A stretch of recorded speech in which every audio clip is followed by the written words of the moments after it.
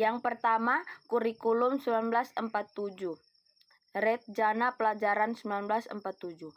Pada saat itu, kurikulum pendidikan di Indonesia masih dipengaruhi sistem pendidikan kolonial Belanda dan Jepang, sehingga hanya meneruskan yang pernah digunakan sebelumnya. Rencana Pelajaran 1947 boleh dikatakan sebagai pengganti sistem pendidikan kolonial Belanda, karena suasana kehidupan berbangsa saat itu masih dalam semangat juang merebut kemerdekaan, maka pendidikan sebagai development konformisme lebih menekankan pada pembentukan karakter manusia Indonesia yang merdeka dan berdaulat dan sejajar dengan bangsa lain di muka bumi ini.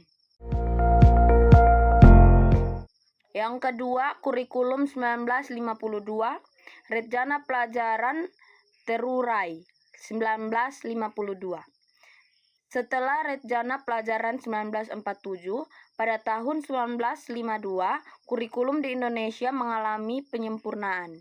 Kurikulum ini lebih merinci setiap mata pelajaran yang kemudian diberi nama Rencana Pelajaran Terurai 1952.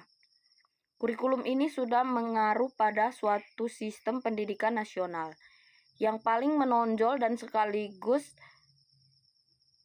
ciri dari kurikulum 1952 ini bahwa setiap rencana pelajaran harus memperhatikan isi pelajaran yang dihubungkan dengan kehidupan sehari-hari.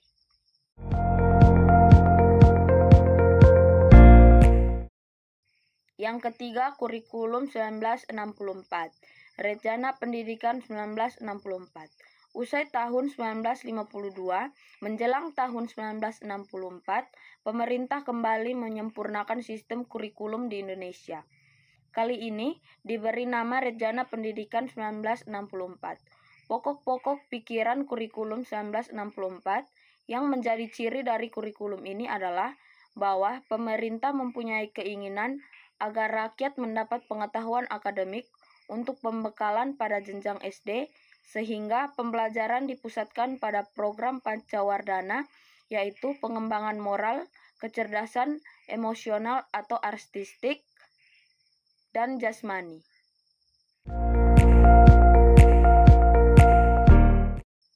Yang keempat, Kurikulum 1968. Kelahiran Kurikulum 1968 bersifat politis, mengganti Rencana Pendidikan 1964 yang dicitrakan sebagai produk Orde Lama.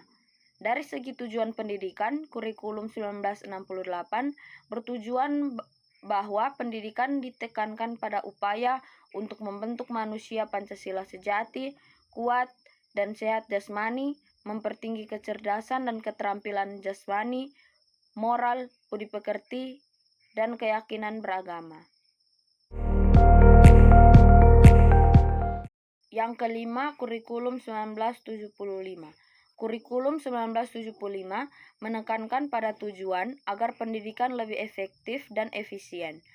Latar belakangi lahirnya kurikulum ini adalah pengaruh konsep di bidang manajemen, yaitu MBO atau Management by Objective, yang dikenal saat itu metode, materi, dan tujuan pengajaran dirinci dalam prosedur pengembangan sistem instruksional, yang dikenal dengan istilah satuan pelajaran, yaitu rencana pelajaran setiap satuan bahasaan. Setiap satuan pembelajaran dirinci menjadi tujuan instruksional umum, tujuan instruksional khusus, materi pelajaran, dan alat pelajaran, kegiatan belajar mengajar, dan evaluasi.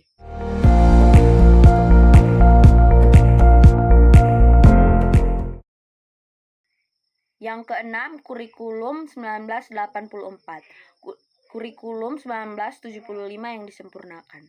Kurikulum 1984 mengusung proses skill approach meski mengutamakan pendekatan proses, tetapi faktor tujuan tetap penting. Kurikulum ini juga sering disebut Kurikulum 1975 yang disempurnakan.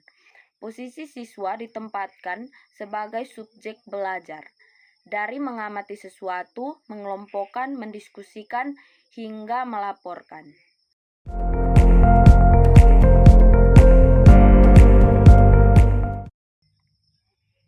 Yang ketujuh, kurikulum 1994 dan suplemen kurikulum 1999. Kurikulum 1994 merupakan hasil upaya untuk memadukan kurikulum-kurikulum sebelumnya, terutama kurikulum 1975 dan 1984. Sayangnya, perpaduan antara tujuan dan proses belum berhasil, sehingga banyak kritik berdatangan disebabkan oleh beban belajar siswa dinilai terlalu berat dari muatan nasional sampai muatan lokal.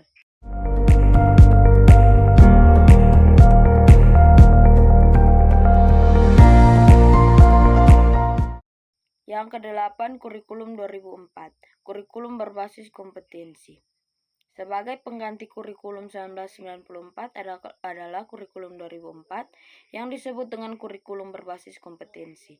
Suatu program pendidikan berbasis kompetensi harus mengandung 3 unsur pokok, yaitu pemilihan kompetensi yang sesuai, spesifikasi indikator-indikator evaluasi untuk menentukan keberhasilan pencapaian kompetensi, dan pengembangan pembelajaran.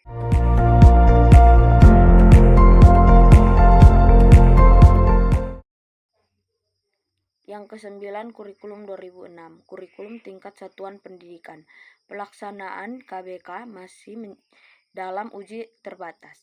Namun, pada awal tahun 2006, uji terbatas tersebut dihentikan dan selanjutnya dengan terbitnya Permen Nomor 24 tahun 2006 yang mengatur pelaksanaan Permen Nomor 22 tahun 2006 tentang standar isi kurikulum dan Permen Nomor 23 tahun 2006 tentang standar kelulusan, lahirlah kurikulum 2006 yang pada dasarnya sama dengan kurikulum 2004.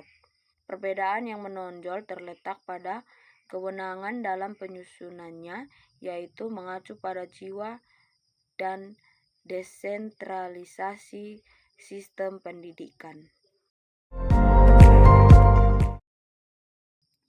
Yang ke-10, kurikulum 2013. Pemerintah melakukan pemetaan kurikulum berbasis kompetensi yang pernah diuji cobakan pada tahun 2004. Kompetensi dijadikan acuan dan pedoman bagi pelaksanaan pendidikan untuk mengembangkan berbagai ranah pendidikan, pengetahuan, keterampilan, dan sikap dalam seluruh jenjang dan jalur pendidikan, khususnya jalur pendidikan sekolah.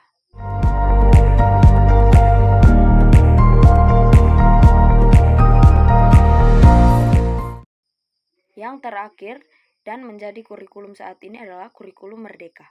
Kurikulum merdeka adalah kurikulum dengan pembelajaran interakurikuler yang beragam, yang memberikan keleluasaan kepada pendidik untuk menciptakan pembelajaran berkualitas yang sesuai dengan kebutuhan dan lingkungan belajar peserta didik.